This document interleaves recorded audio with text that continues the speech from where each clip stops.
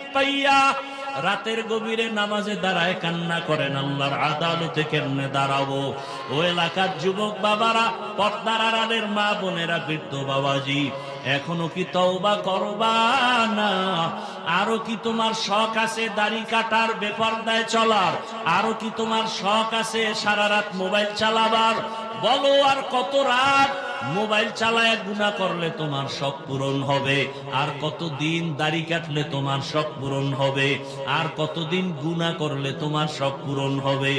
এবং এটাও বলো, তোমার হায়াতের বাকি আছে কতদিন?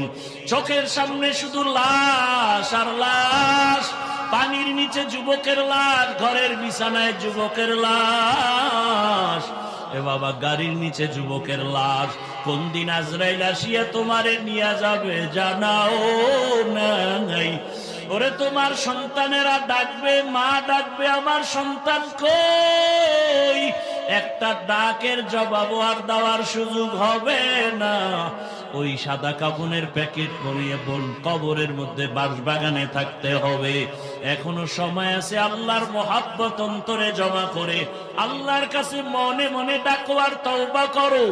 আর বলো, হে মালিক, ইবাদতের ময়দানে আমি বড় দুর্বল, গুনাহ করে জীবনটারে নাপাক করে ফেলেছি।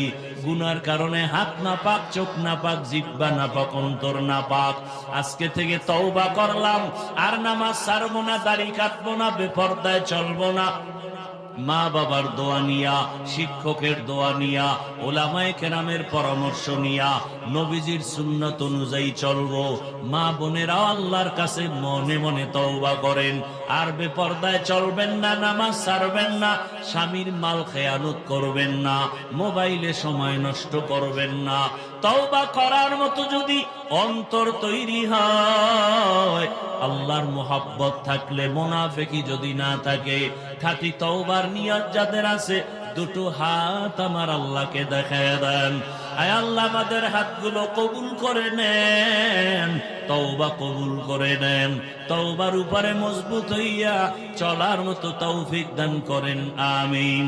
আলহামদুলিল্লাহি রাব্বিল আলামিন, والصلاة والسلام على سيد الأنبياء والمرسلين وعلى آله وأصحابه أجمعين يا أرحم